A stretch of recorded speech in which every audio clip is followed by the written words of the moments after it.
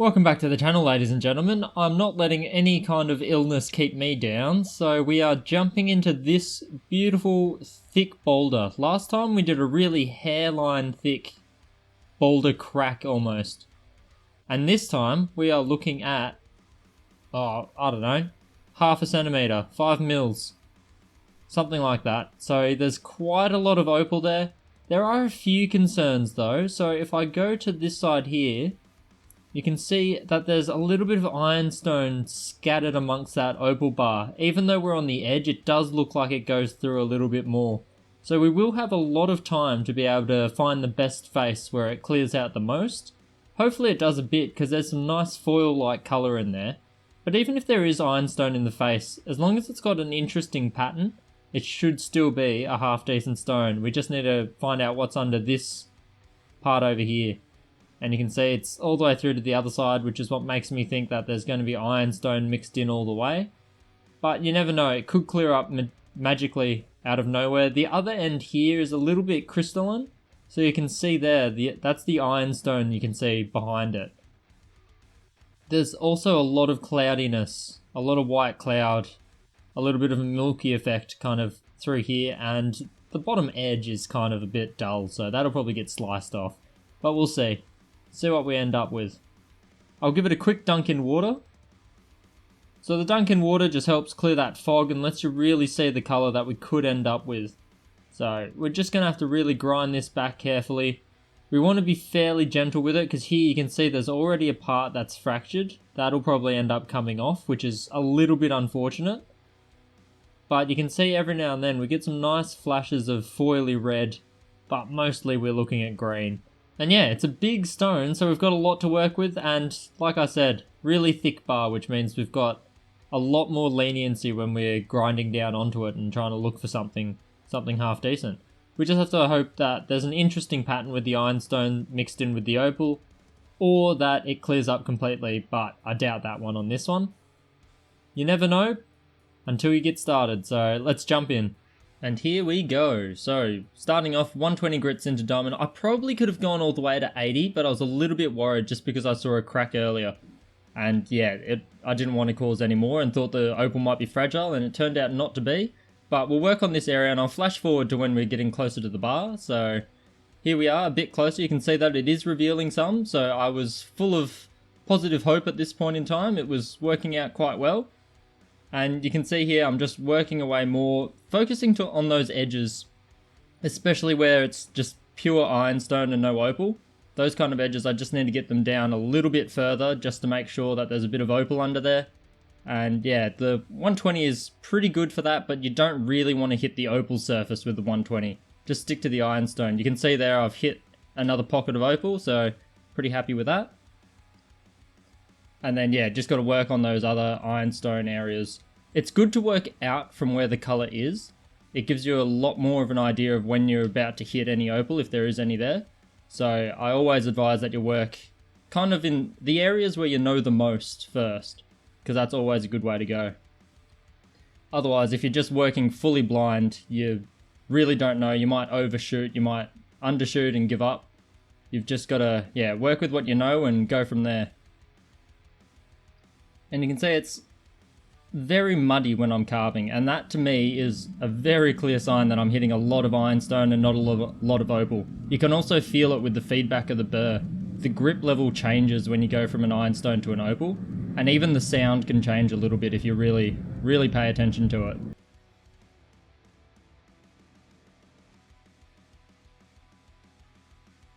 So just working on that far corner, it seems to be the area that I know has the most ironstone, because I can see it in that corner apex.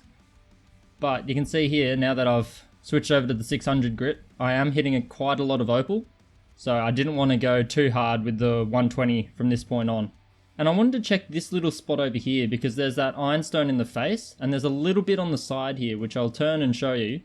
And I've just checked, and I can see that the two are joining, so I've got a tube, like a tunnel of ironstone there. So we have to give up on that area. That'd have to be a slice to get rid of. And then I just wanted to check the opposite side where there's a couple spots of ironstone in the face. But luckily enough, these ones were disappearing, and all of a sudden I was full of hope again. So it's a hell of a roller coaster ride. And now I'm just checking the sides because I think those are tunneling all the way through to the face here, which does prove to be correct. And now you see me working on the rest of the face. Now, if you look carefully at it, there's two tones of ironstone there. There's what I call dark chocolate and milk chocolate. So the milk chocolate kind of areas, you really do need to get rid of them. That's that lighter, more dispersed sand. It's a lot softer. It does not take a polish very easily, if at all. Sometimes it just won't polish depending on how light it is. So you really need to get rid of those. That's like getting sand spots in the face of opal. You really need to get rid of that light milk chocolate kind of look. Otherwise you'll have a very tough time polishing it. You could resin it, but I don't like to use resin when I don't have to, so we want a nice natural solid opal, and we have to get rid of that. And you can see that that's the stuff that shoots up all of this mud. Those areas really do get muddy really fast, and they're very soft. So luckily enough, they do come out quite quickly when you find them. In this case, I work on it for quite a long time though, and it doesn't really get too good because the pattern in the face just isn't the best. So I'm just digging deeper to find a better pattern and just hoping for the best. And if you look really carefully or you slow down the footage, you'll see that I'm not doing just forwards and backwards motions with the burr. So I actually do a bit of a circular kind of pattern. Kind of like you're polishing a car or a windscreen or something. I'm doing these little circles, and that just helps get a flatter kind of smoother finish on the surface. If you go up and down, you'll get lots of lumps, you'll get lots of waves, you'll get lots of ridges. But if you go circular, you tend to get a nice flatter kind of surface. Which for this one, I'm kind of just trying to get a flatter surface going straight down and seeing if we can come across a cross section of the opal where the color is actually half decent and fairly playful. Because it's looking to be quite a matrix based stone, which means there's going to be a lot of ironstone in it, so we need it to look as good as possible. And you can see here, still working on those light browns, but they are disappearing. And just trying to cheat and have a quick look at the side to see whether there's any layer deeper that will yield a better pattern or more opal to ironstone ratio. But yeah, not finding much. Well, this has been quite a disappointing one in the end. We saw 3 sides of this ultra thick bar, and we saw that there was ironstone in all of them and that it wasn't clearing out. But I didn't think it would be quite so bad here. I thought I'd be able to peel it back bit by bit and eventually hit a layer where it was a nice kind of pattern.